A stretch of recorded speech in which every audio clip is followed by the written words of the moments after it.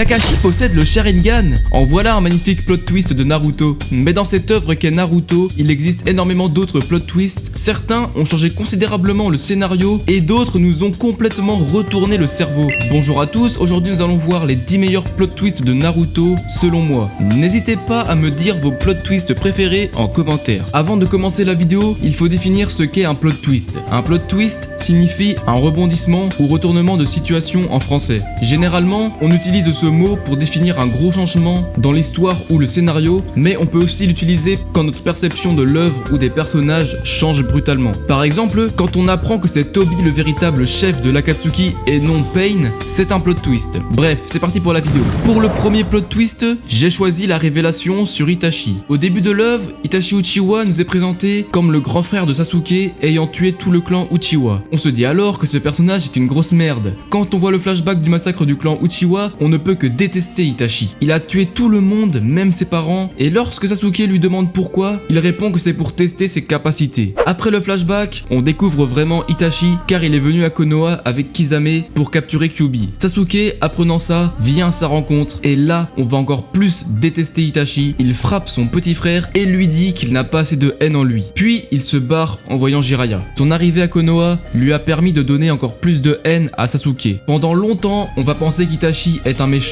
donc lorsque Sasuke part l'affronter, après avoir acquis beaucoup plus de puissance, on n'est même pas triste qu'Itachi soit mort. Et vraiment, les gens qui disent qu'ils ont pleuré à sa mort, vous êtes juste des menteurs. À ce moment-là de l'œuvre, on pense qu'Itachi est un méchant, à part si vous avez été spoil, mais il n'y a même pas d'OST triste, donc arrêtez de dire que la mort d'Itachi est triste. Sinon, il y a un moment où je veux bien croire que vous avez pleuré, c'est lorsque Toby raconte toute la vérité sur Itachi à Sasuke. Et c'est là le véritable plot twist. On était tous choqués d'apprendre ça. Personne n'aurait pu deviner qu'Itachi avait été missionné par les dirigeants de Konoha. Cette révélation change complètement notre vision sur le personnage d'Itachi, allant même faire de lui un de nos personnages préférés. Pour ma part, je le mets top 2 derrière Kakashi. Sasuke, étant énormément choqué d'avoir en fait tué son frère qui avait tout fait pour le protéger, éveille son Mangekyo Sharingan. Désormais, son objectif est la destruction de Konoha ainsi que ses dirigeants.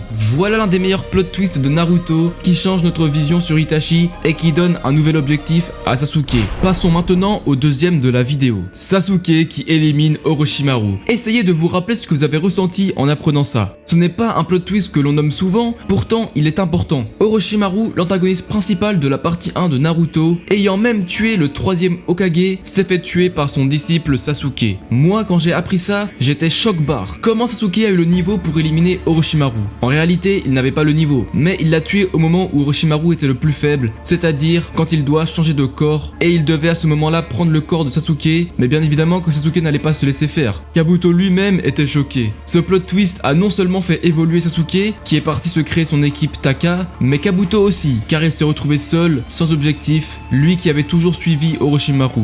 Il décide donc de se greffer ses cellules dans le but de le surpasser et de tuer Sasuke pour se venger. Ce plot twist a donc créé un antagoniste secondaire important, en plus de nous avoir montré l'évolution de Sasuke. Troisième plot twist de la vidéo, et cette fois, c'est un plot twist un peu anecdotique. Vous vous souvenez du combat Rock Lee versus Gaara à l'examen de Chunin? Un combat que beaucoup placent dans leur top 5. Et bien dans ce combat, on a un plot twist qui nous a tous fait frissonner. Si je vous dis Lee, enlève-les. Là vous avez compris, les poids de Rock Lee qui tombent est encore aujourd'hui une vraie référence du manga Naruto. La vitesse de Rock Lee, qui était déjà incroyable, passe à un niveau bien au-dessus. Il était capable de mettre des coups à Gaara, qui a pourtant un bouclier de sable très efficace, mais Gaara a en plus de ça une armure qu'il recouvre entièrement de sable. Ce qui fait que les coups n'ont eu aucun impact. Le plot twist ici, ce n'est pas seulement les poids de Rock Lee, mais c'est vraiment toute sa puissance qui nous est dévoilée. Il a ouvert les 5 premières portes, qui rend son taijutsu juste monstrueux. Gaara s'est fait défoncer, il n'a rien compris le pauvre, mais après son ultime attaque, Rock Lee s'effondre.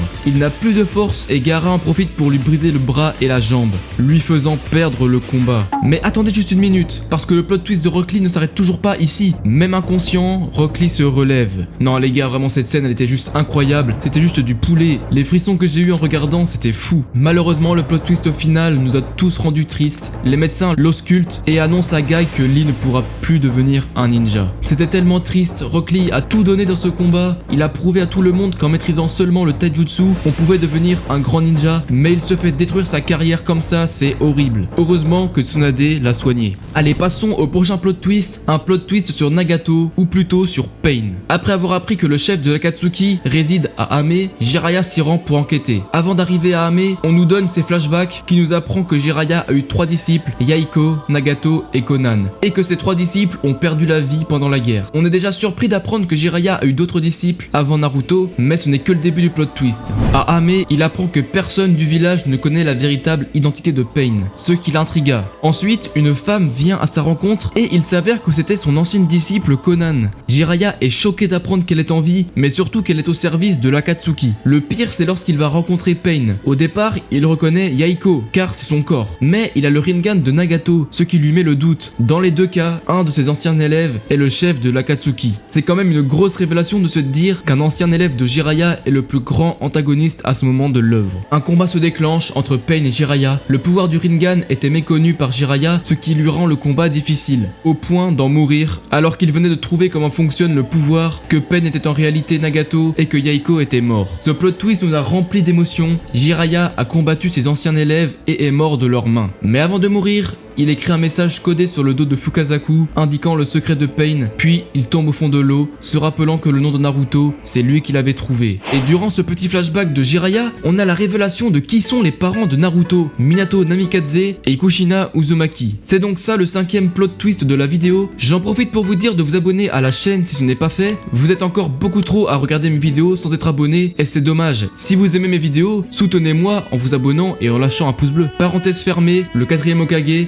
celui qui est mort juste avant la naissance de Naruto pour protéger le village, était en fait le père de Naruto. C'est quand même une dinguerie quand on apprend ça. Après, il faut avouer que ça pouvait se deviner que Minato était son père, ils se ressemblent beaucoup. En vérité, je ne comprends pas pourquoi Hiruzen et Jiraiya ne lui ont pas dit que Minato était son père. Jiraiya lui a enseigné le Rasengan en disant que c'est l'héritage du 4e Hokage, donc il aurait pu ajouter que c'était son père. Après, quand Naruto rencontre son père, Minato nous dit qu'Hiruzen ne lui a sûrement pas dit pour le protéger et ne pas donner d'informations sur Kurama.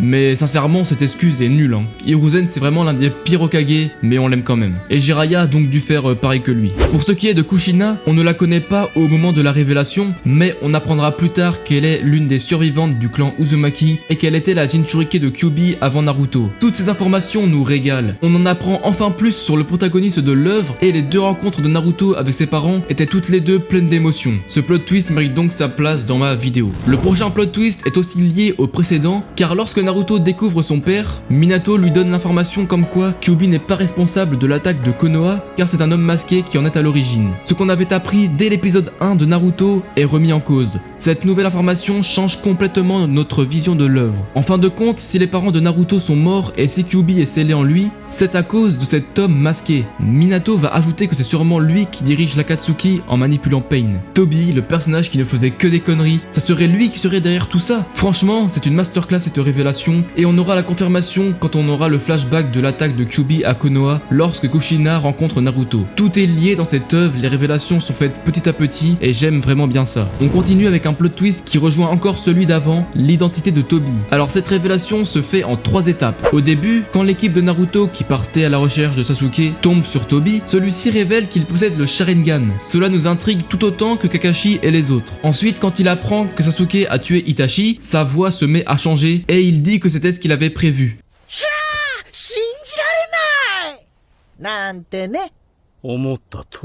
Cet indice nous permet déjà de théoriser qui peut être ce personnage, mais aussi de croire Minato quand il nous dit que c'est peut-être lui le chef de l'Akatsuki dans l'ombre. La deuxième étape de ce plot twist, c'est juste après, lorsque Toby recueille Sasuke qui était dans un sale état à cause de son combat contre Itachi. Toby va donc dévoiler toute la vérité sur Itachi, ça c'est le premier plot twist de la vidéo. Ici, ce qui nous intéresse, c'est que Toby dévoile à Sasuke qu'il est Madara Uchiwa, le shinobi légendaire du clan Uchiwa, le premier à éveiller éveiller le Mangekyo Sharingan avec son frère. Après ça, il dira à tout le monde qu'il est Madara Uchiwa, à Kakashi, Naruto et Yamato, au conseil des 5 Kage, etc. C'était une révélation très importante, mais qui est en réalité fausse, car à la 4ème grande guerre ninja, Kabuto va ressusciter Madara Uchiwa. Mais alors comment est-ce possible? Madara est énormément vivant, car c'est Tobi. Et là, le véritable plot twist commence. On se demande alors qui est vraiment Tobi, si ce n'est pas Madara. Au fur et à mesure, on a de plus en plus d'indices, comme le Kamui de Kakashi qui ne fonctionne pas sur lui. Et c'est durant le combat Naruto, Killer Bee, Kakashi et Guy contre Tobi que nous allons découvrir son identité. Naruto brise le masque avec son Rasengan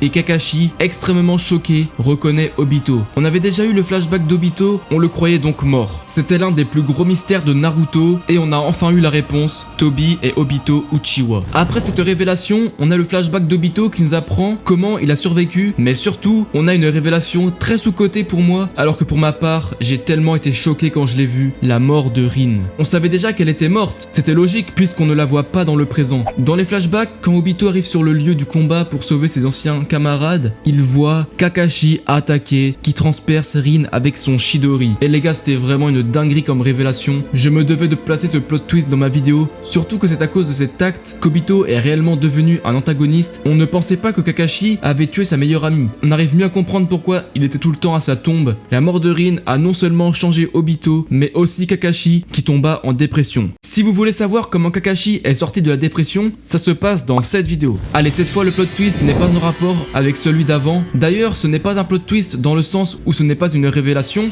mais c'est un plot twist dans le sens où il change l'œuvre et surtout le personnage principal. Au tout début de la 4ème grande guerre ninja, Naruto part se cacher et s'entraîner sur l'île Tortue avec Killer Bee et d'autres ninjas pour apprendre à maîtriser son démon. Killer Bee va tout lui expliquer. Naruto va passer par l'étape des chutes de la vérité où il va devoir apprendre à vaincre son côté obscur et ne faire qu'un avec la force. Après avoir réussi, la deuxième étape se trouve derrière cette cascade, au temple des bijoux. Là-bas, il va se battre contre Kurama pour réussir à prendre tout son chakra. Alors que Kurama avait le dessus, Kushina fait son apparition. Naruto apprend que c'est elle sa mère et elle va l'aider à remporter la bataille contre Kyuubi. Et c'est ça le plot twist ici, Naruto a réussi à dompter le chakra de Kurama. Ainsi, il est devenu beaucoup plus fort. En plus de ça, sa transformation est beaucoup trop stylée. On a tous kiffé ce moment. Dernier plot twist, et c'est sûrement le plus gros de toute la vidéo. C'est un plot twist que beaucoup n'ont pas aimé. Je dois avouer que je ne le kiffe pas trop non plus, mais en tout cas, il nous a tous surpris. À la 4ème grande guerre, alors que Madara avait accompli son plan œil de lune et avait acquis une très grande puissance, Zetsu Noir, considéré comme la conscience vivante de Madara, s'avère être en fait celle de Kaguya Otsutsuki.